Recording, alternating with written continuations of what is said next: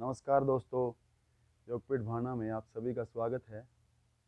और आइए आज हम बात करते हैं कि अस्थमा के रोग के बारे में, जिसको हम दमा भी कह देते हैं। इसके बारे में हम आगे बात करें उससे पहले आप सभी से निवेदन है कि हमारे चैनल को लाइक कीजिए, सब्सक्राइब कीजिए और शेयर कीजिए, बेल आइकन का बटन भी दबाइए। अब बात करते हैं दमा रोग। दमा को हम अस्थमा भी बोलते हैं। दमा है क्या? दमा के बारे में अगर हम बात करें तो दमा एक श्वास का रोग है, जिससे हमें श्वास लेने में कठिनाइयाँ होने लगती हैं। और जब हमारी फेफड़ों में जाने वाली जो नलियाँ हैं उनमें थोड़ा स्वेलिंग हो जाती है, तो फिर हमारे फेफड़ों में ऑक्सीजन पूरी नहीं पहुंच पाती, जिसके श्वास हमें खींच के आने लगता है। और हमारी चेस्ट में, हमारी छाती में भी हमें बिल्कुल जकड़न जैसी स्थिति महसूस होती है और बड़ा कठिनाई भरा समय हमें लगता है वो। उसके साथ साथ फिर बलगम भी उत्पन्न होने लगती है और मरीज कोशिश भी करता है, लेकिन उससे छुटकारा नहीं मिल पाता। उसके कारण क्या हैं? किसके कारण हमें दमा होता है? या तो जब हम धूल और धुएं में अधिक कार्य करते हैं, जहाँ का वातावरण ठीक ना हो, जैसे देखा गया है जो सीमेंट वगैरह की फैक्ट्रियों में लोग ज़्यादा काम करते हैं, उन्हें दमा का रोग काफ़ी होता है। या फिर हम ज़रूरत से ज़्यादा ठंडे वातावरण में हम रहते हैं तो भी दमा हो सकता है, क्योंकि ठंड से भी हमारे जो फेफड़े हैं और उनकी जो नसें हैं वो सिकुड़ जाती हैं, जिससे हमें दमा रोग महसूस होता है। इसमें हमारी चेस्ट में दर्द भी होना शुरू हो जाता है। इससे हम किस प्रकार से निजात पाएँ, आइए इस बारे में हम बात करते हैं। दमा के रोग को अगर हम अपने घरेलू उपचार से बात करें तो हम बहुत हद तक राहत पा सकते हैं हमारे घरेलू नुस्खों के द्वारा ही। इसमें हम थोड़ा गर्म पानी का सेवन करें। जिसको भी अस्थमा की बीमारी है वो ठंडे जल का सेवन ना करे या ठंडी वस्तुओं को परहेज रखे, जैसे लस्सी है, ठंडा पानी है, दही है, इनसे वो थोड़ा दूर रहे। और खाने में भी जो जिन वस्तुओं की प्रवृत्ति थोड़ी गर्म रहती है उसको वो ले, जैसे शहद ले सकता है, हल्दी ले सकता है, और अदरक का सेवन भी बहुत अच्छा है, तुलसी का सेवन बहुत अच्छा है, और तेज पत्तर भी बहुत अच्छा रहता है दमे के रोगियों के लिए। और भी बहुत सारी चीज़ें हैं ऐसे ही। काली मिर्च का सेवन भी हम कर सकते हैं। तो इन सब को किस प्रकार से हम लें जिससे दमा हमारा ठीक हो? मेथी दाना भी हम यूज कर सकते हैं, सभी के घरों में अमूमन होता ही है। तो जब भी हम सुबह उठें तो मेथी दाना कुछ लें, 1 चम्मच मेथी दाना और 1 गिलास पानी में रात को भिगो के रख दें। सुबह जब आप उठें तो उसमें उसको धीमी आंच पे पकाइए।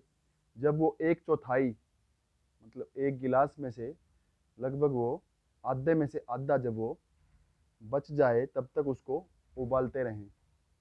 फिर उसको उतार के ठंडा कर लें। उसमें 1 चम्मच शहद का डाल लें और लगभग 2 काली मिर्च उसमें कूट के आप डाल सकते हैं। उसका आप सेवन कीजिए, आप देखेंगे वो बहुत राहत देगा आपको।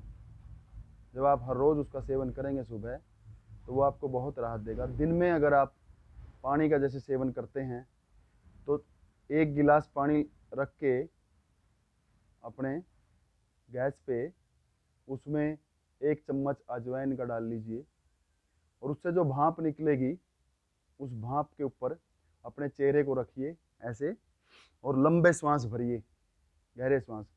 अजवाइन का पानी जब हमारी नाक से अंदर जाएगा, उसके भाप जब अंदर जाएंगे तो हमारे फेफड़ों के सिकुड़न को खोलेगा और हमें बहुत हद तक राहत देगा।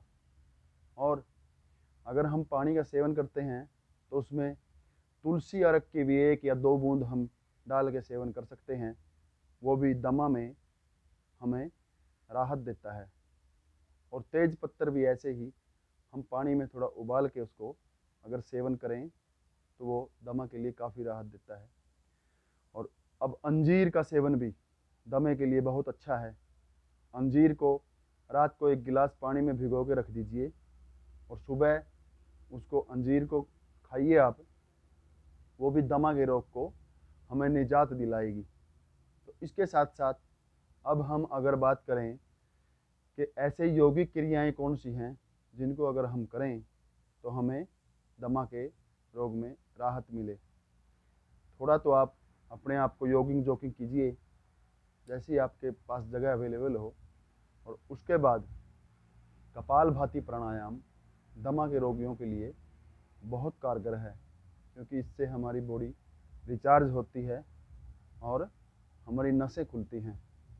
और अनुलोम विलोम प्राणायाम कपालभाति को कैसे करेंगे हम, सीधा बैठ के और कमर सीधी हो, गर्दन सीधी हो और श्वास को स्ट्रोक के साथ बाहर छोड़ें।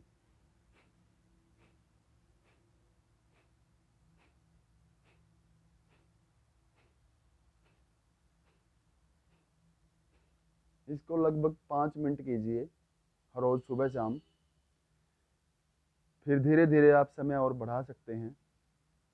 5 मिनट भी जब आप करेंगे तो अगर आपका पेट दुखने लगे, बीच में थोड़ा विश्राम कर लीजिए, पैरों को खोल के हिला लीजिए, फिर दोबारा से शुरू कर दीजिए। और इसके साथ ही ऐसे ही अनुलोम विलोम प्राणायाम भी दमे के लिए बहुत कारगर है।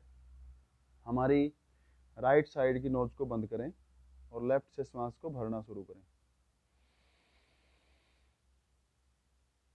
फिर लेफ्ट वाली को अपनी बायां नाक को बंद कीजिए और दाएं से छोड़िए।